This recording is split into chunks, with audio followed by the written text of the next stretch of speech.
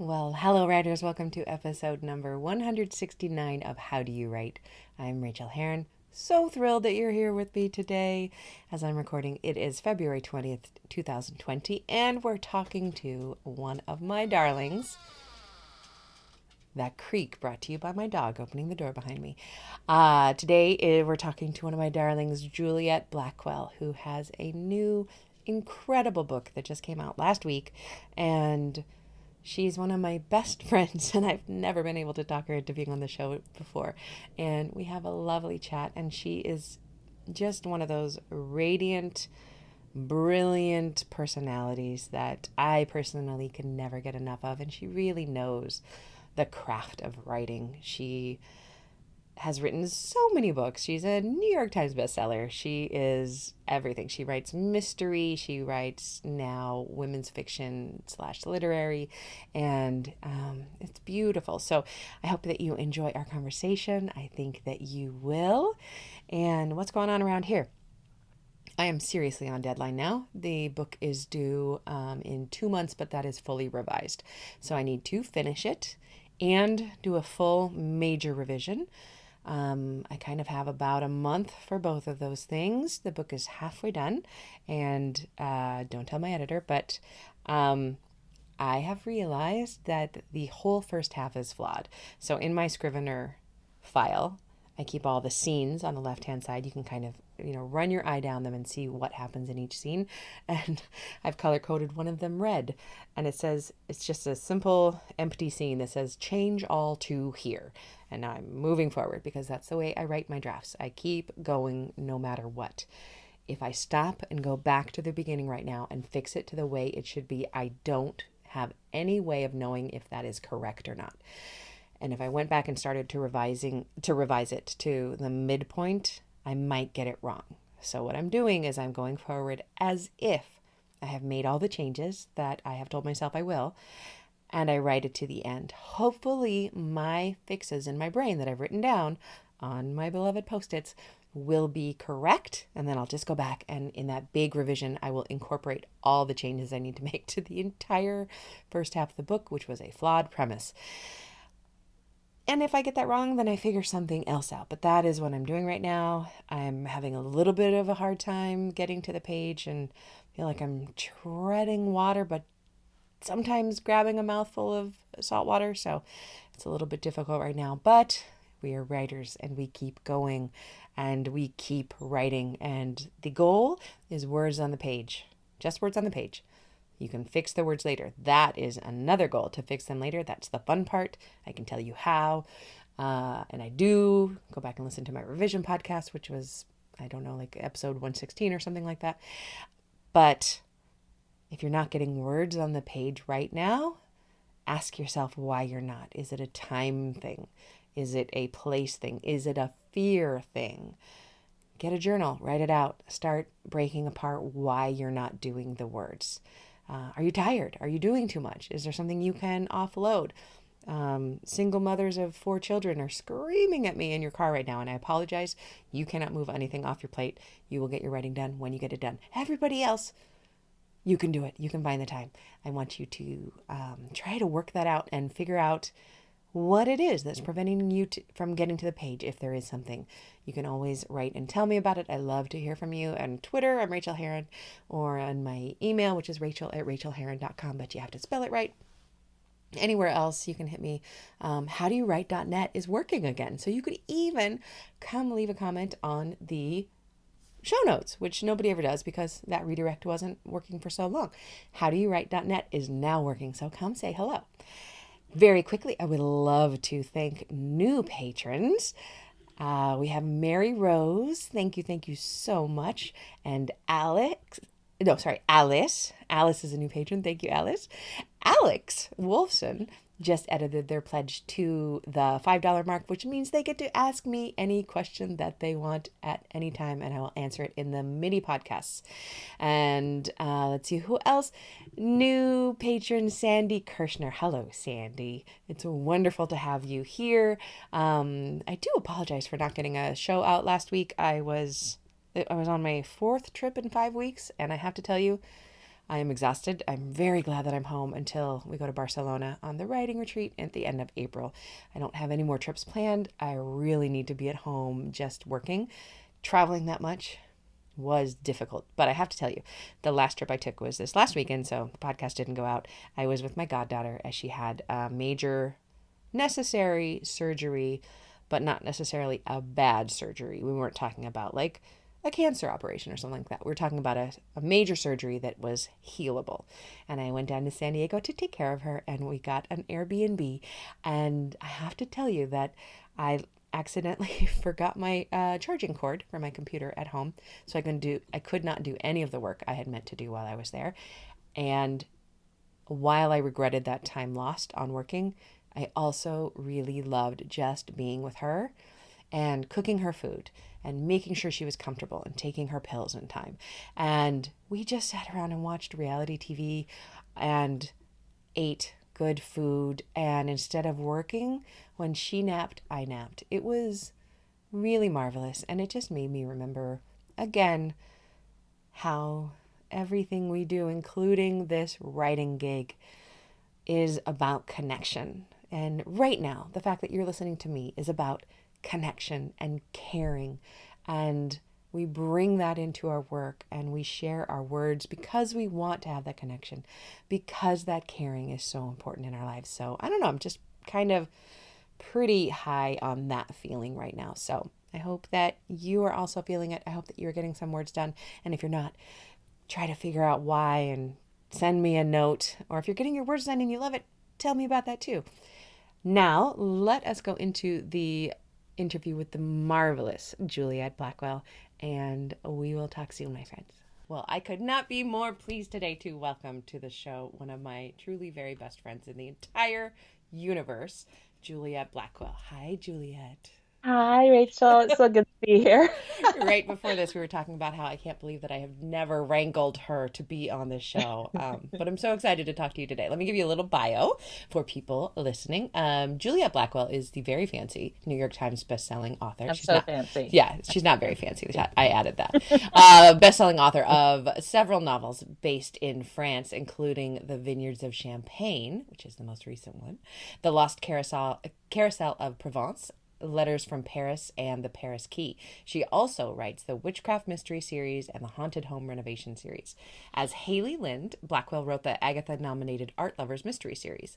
A former anthropologist, social worker, and professional artist, Juliet is a California native who has spent time in Mexico, Spain, Cuba, Italy, the Philippines, and France.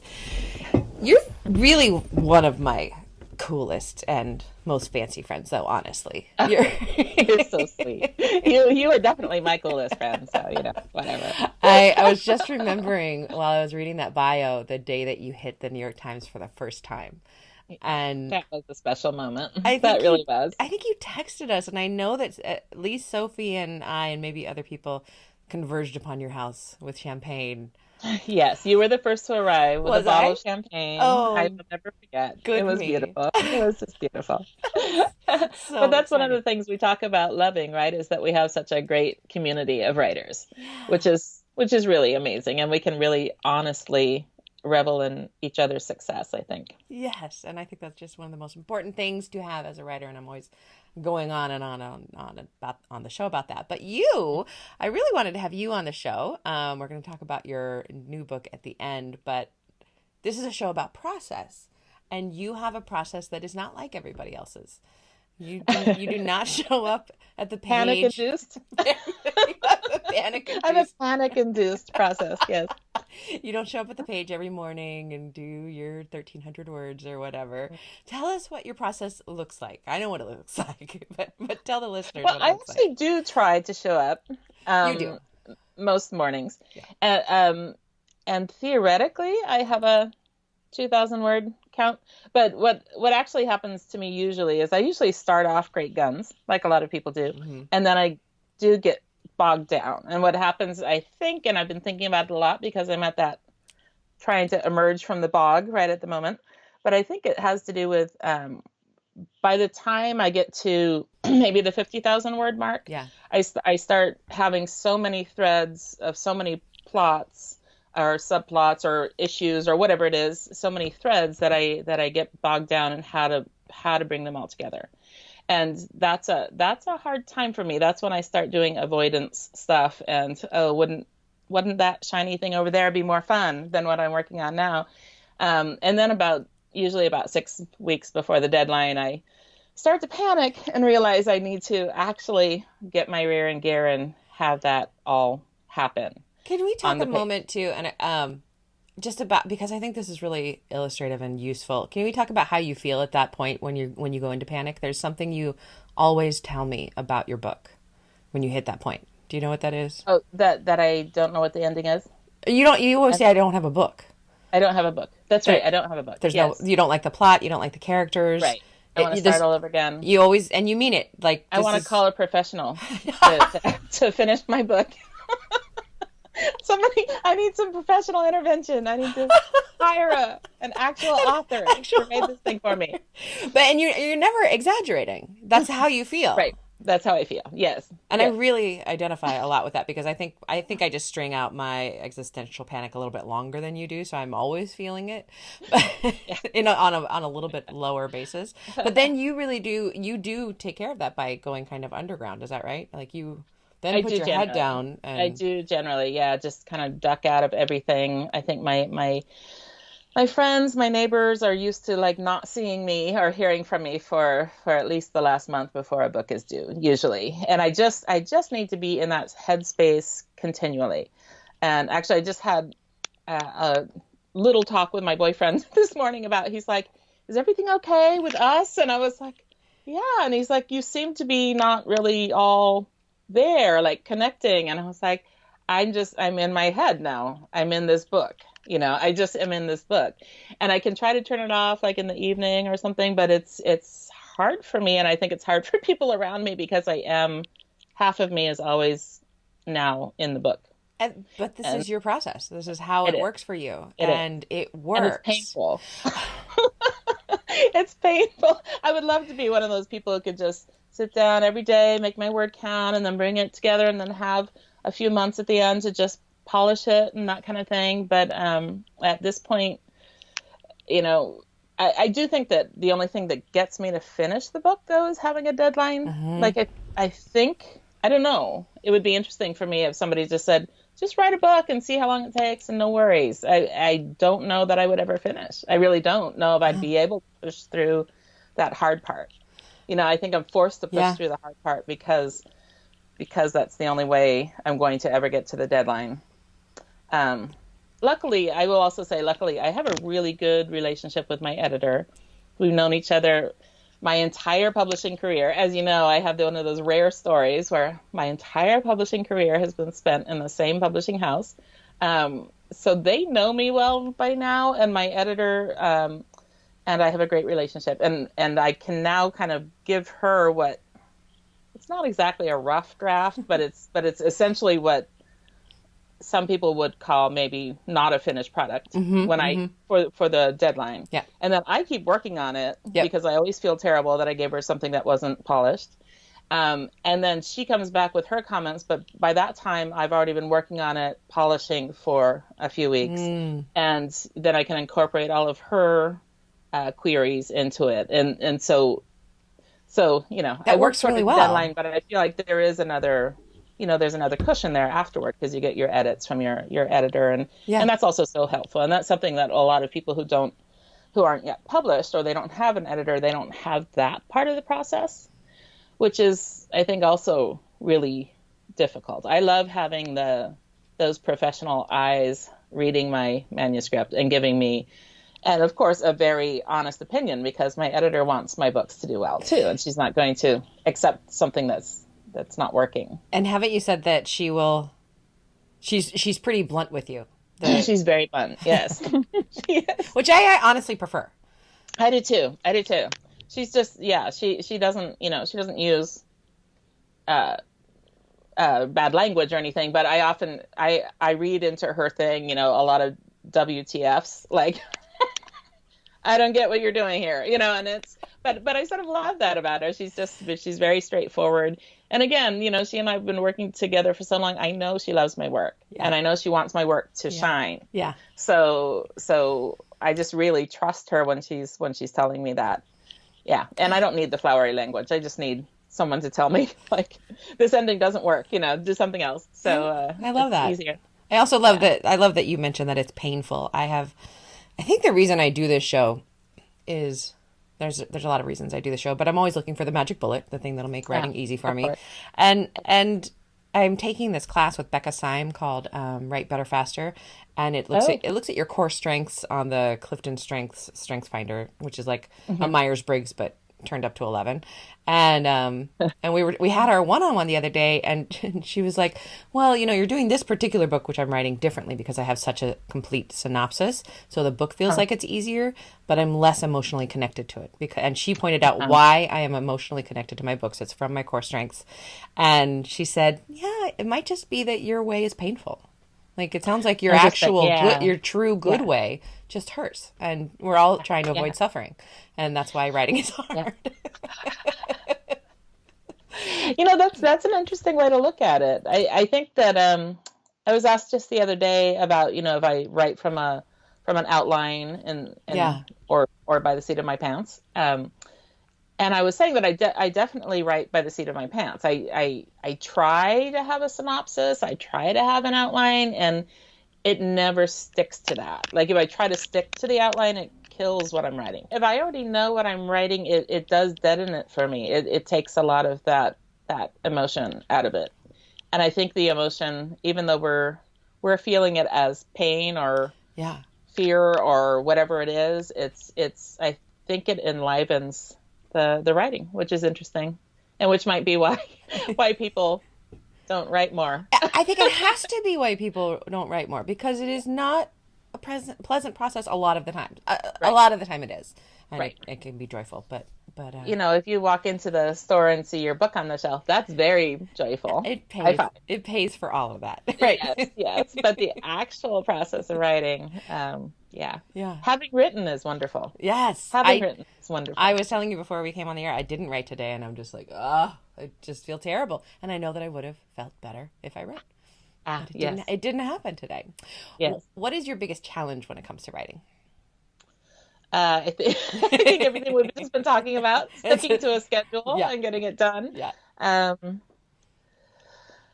I think that's being really, really consistent is difficult for me. I think,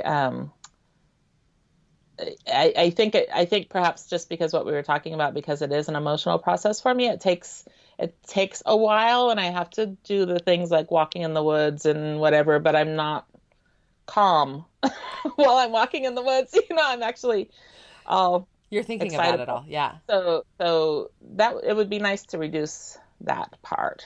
That part would be really nice to reduce. I agree. Let me know if you figure that out, because I'd really like to know. Yeah.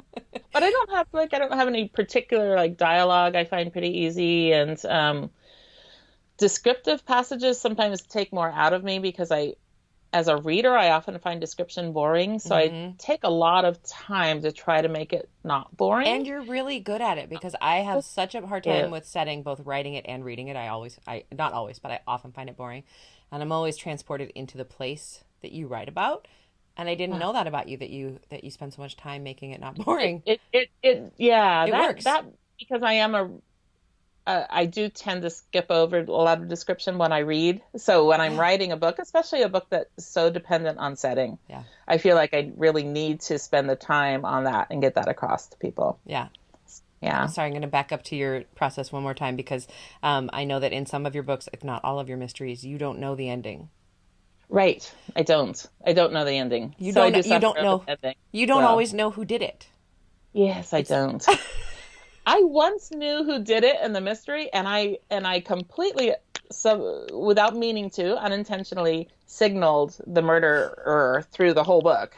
So everybody knew who the murderer was. So I changed it at the very end. So it was completely leading up to one, and then I changed it to somebody else. But then I had to go back and put in at least a few clues to lead up to the other person. And I love talking about that, because people think that mystery writers, when you're writing your mysteries and not the women's section, like they must have a plot and must have a detailed outline. And you Right. don't. I, That's I don't. oh, you're Yeah. such a good No. example of so many things. What is your biggest joy when it comes to writing? The biggest joy is probably what you've heard from a lot of people. I think a lot of us feel like those very rare days in between all the painful days, and sometimes it's not a whole day. Sometimes it's an hour or even 15 minutes of just writing, and you forget time and you forget whatever, and you're completely in your story and it's coming together. That's the best, especially if it's been giving you a hard time. Yeah. And then suddenly something happens and you're like, oh, that's what needs to happen. This, and it just feels right. And it's like drugs. It is like drugs. It's a drug I can indulge in. I wish I could indulge in it more. Can you share a craft tip of any sort with us? Craft tip. I was at the reading the other week, and I was talking about that I don't write with an outline, usually, at least not a detailed one. I have a sense of where it's going, but I don't have a detailed outline.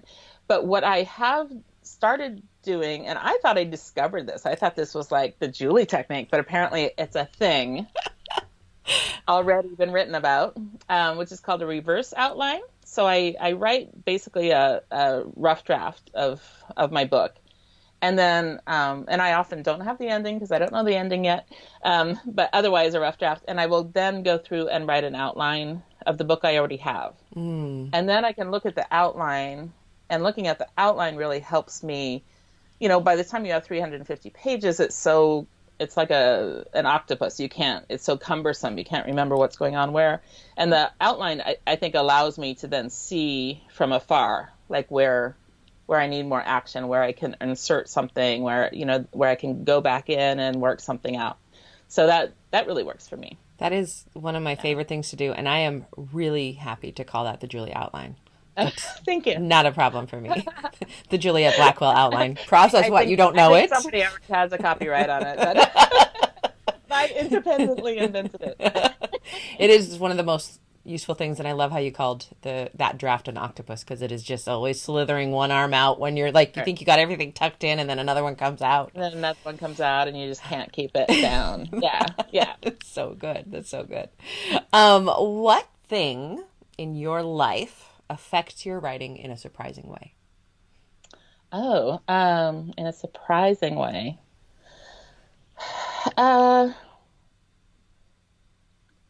I would say, the thing that most surprises me is how often I come up with characters when I'm on public transit. What? Really? This actually, I tweeted about this once, and the public transit people retweeted it like thousands of times. They were like, "Yay for public transit!" And I was like, "Okay." Oh my gosh, I didn't know that. But it's just whenever I go, I take BART, which is our subway system for people who don't know, into San Francisco, and I don't do it that often, but every time I do that, I think it's just I don't tend to be on my phone a lot in public, so I think it's one of the rare moments where I'm just looking at people and just taking it in and kind of in my own headspace, but also observing people, and you get very interesting people on BART and in the BART station. That is so and I true. almost always come out with an idea for a character or two. And often they're not a main character, right. but it helps me bring even secondary characters really alive by just like focusing on someone I've seen in BART. Okay, and do you have a good recall of like the looks of people? You're an artist, which is why I asked. I always carry a notebook, and I do often sketch a person. Didn't know that. So do little sketches, like little mini sketches, and even just silly things, orange sweatshirt, with a Bruins logo or whatever. I mean, but something that I wouldn't think of. I bet you actually saw that because you're not a sports person. Right, exactly. Yeah. So it's just something you can, but it's really helpful then when you're trying to write, Right. people in some sort of distinctive way. I think we all have little tics, so we have things that we will write over and over and over again, and it helps get me out of that rut, by presenting me with people that I wouldn't have thought of. That's so smart, and I'm going to try to do more of that. I usually have like their cheeks were red and they had a Potbelly. There, I'm done. That's what I Yeah, got. yeah, And every single man who walks onto it's the so thing cute. looks like that. Yeah. Yeah. So, oh, that's awesome. And I love that you sketch it. What is the best book you've read recently, and why did you love it? I read a book that you recommended to me, which was Educated by what's her name? I have it, Tara Westover, Tara Westover, yeah. which I found really interesting. And I'm actually writing a book now that features a character who grew up in a survivalist household. So it was really very interesting that way. But that's not fiction, of course. So It's no, it doesn't matter. That uh, character doesn't that character in the memoir doesn't leave you very easily. Like I think I will always yeah. remember that character. And I do teach the book, so I think I've read it more than most people, but it just kind of gets inside you.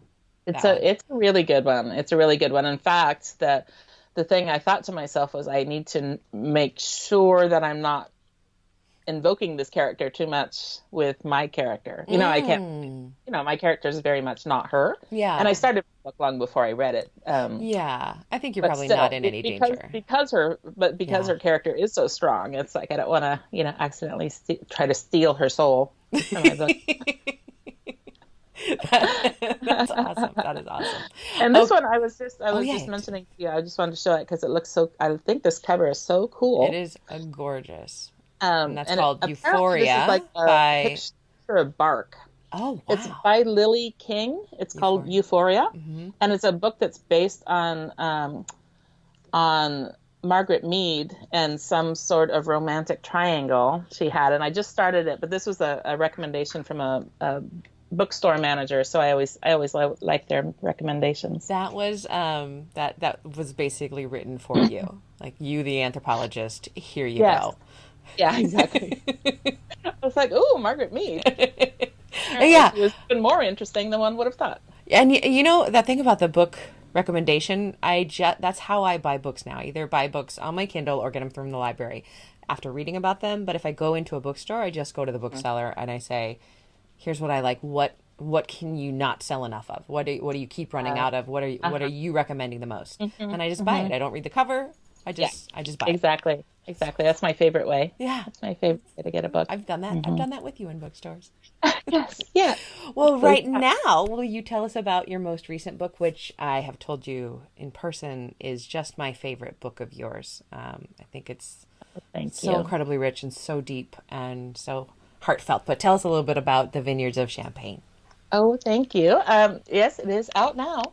As of like last week, It's so it's available. it's Yeah, pretty yeah, it came recent. out just a week ago on Tuesday.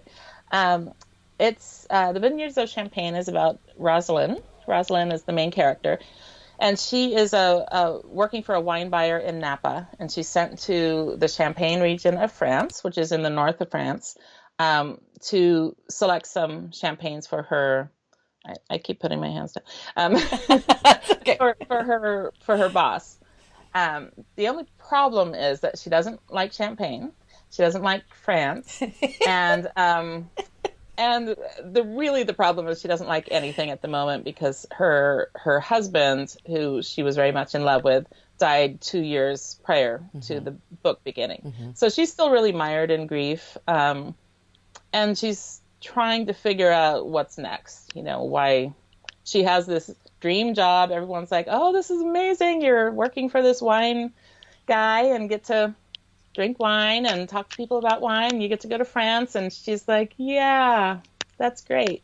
So she spends a lot of time pretending that she's okay and that everything's fine, and it's not. So Hmm. she goes to Champagne, and on the airplane ride over, she meets Emma, who's a woman from Australia, and Emma is just irrepressible. She's very excited and exciting. And she has with her some letters that were written to her aunt during World War I from a soldier who was on the front lines in Champagne. And so she herself is heading for Champagne. So a little coincidence, but she knows the area, and so she and Rosalind basically start working through the letters and discovering a mystery that involves the I guess the thing that got me excited about the book in the first place, that set me on this whole path. They discover that the people in the city of what we call Rheims, In France, they call it Reims. But the people who stayed behind during the war had to seek refuge in the Champagne caves under the city. And they actually lived there for years while their city was being destroyed by the Germans for 4 years. They were shelled for years and years and years. They had a massive old cathedral that was very reminiscent of the Notre Dame that was just ruins, brought to ruins. And, about 90% of the city was destroyed. But the most amazing thing is they moved underground, and they moved their schools underground. They moved cafes and bakeries and hospitals, and then the soldiers were billeted down there. So there was this whole melange of like thousands of people living underground under the city of Reims. And then they also extended the tunnels out under the vineyards, and the women brought in what they called the victory vintages every year, despite the war. But they had to go out at night to pick the grapes. Oh. And there's no actual record of how many people were killed, but they say that at least 20 children were killed trying to bring in the harvests. Oh my God. So it was just, to me, it was just amazing that first of all, that they lived down there and they survived down there, and then they managed to bring in the harvest. And why would you bring in the harvest? But they always said it was to make the wine. You have to make the wine. And to me, it was such a wonderful metaphor, because the champagne has to sit for years before it's drinkable. So there's this hope in the future that they will have victory, and they will have victory, and they'll be able to drink their wine then. So when Rosalind goes and she discovers all of this, and she meets people, of course, and they track down a mystery that's in the tunnels.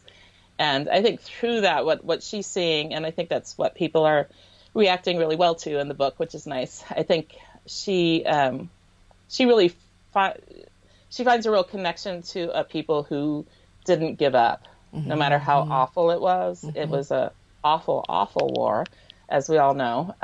But these people they kept going, and they didn't just keep going, but they made the wine. Was, I guess, I've heard this before, and every time I hear it, and I've read the book, of course, and every time I hear it, I just get chills. And you do that dual timeline. You do the historical timeline then and the current timeline. But just you as a person, you have this almost preternatural ability to find very cool stuff.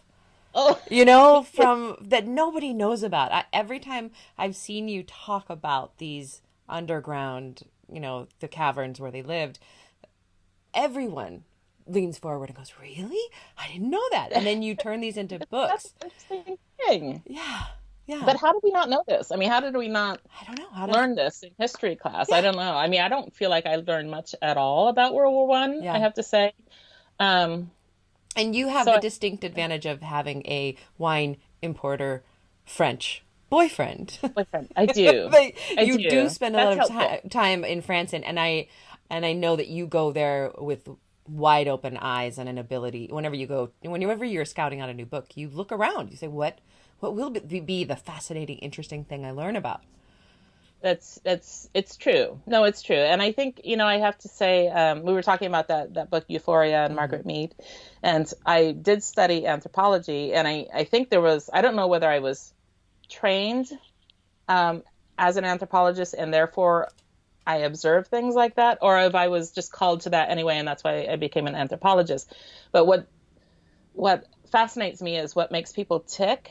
And it's not like when you talk about war history, my eyes glaze over. I understand it's important. I just don't care what battle was waged where, whatever.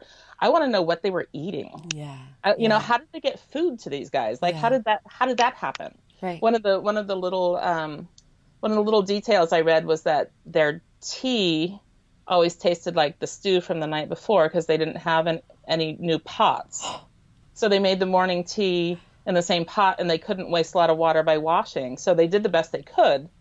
But the men complained. That's one of the major complaints, was that their tea tasted like whatever they ate the night before. Be a major complaint for me too. Which is awful. I mean, they're already in the trenches. It's just this awful, awful, awful life that they're leading, and they can't even get a decent cup of tea. It's like, it just. But I love that, because that to me is like what life was actually, because people live under wartime situations, and so I'm always curious about what happened to the women so many of the men are off to war and they have their experiences and they're horrific, but the women have experiences too. And, and they're also usually taking care of children and elderly people and trying to get by in all those ways. And how does that happen? And you do I'm such really a good curious. job Like, of do it. people pay taxes? Like, what Right. happened? Like, how did they get food? What's the basics? Yeah. Do they have any plumbing? Like, what's going I on? always think about the So, bathroom, like me too. where were they getting the toilet paper or whatever they were using? How did that work? Yeah. Yeah. Yeah, Big which is awful. questions. Yeah, it's an awful thing. Well, thank you Yeah. so much, Juliet. Tell us where listeners can find you. Oh, thank you. Well, my website is julietblackwell.net or .com, either one. And I'm on Twitter. I think it's just at Juliet Blackwell. And I'm on Facebook. It's Juliet Blackwell Author. You And give good Facebook. If people are on Facebook, that's a great okay. place to follow you. I'm not on Instagram because I'm just You're holding out. holding out. I'm a holdout. All right. Well, thank you. Thank you so much for being on the show. And I can't wait for the next time we hang out and just be together. Thank you So, for having me, all Susie. right. Love you. Love you too.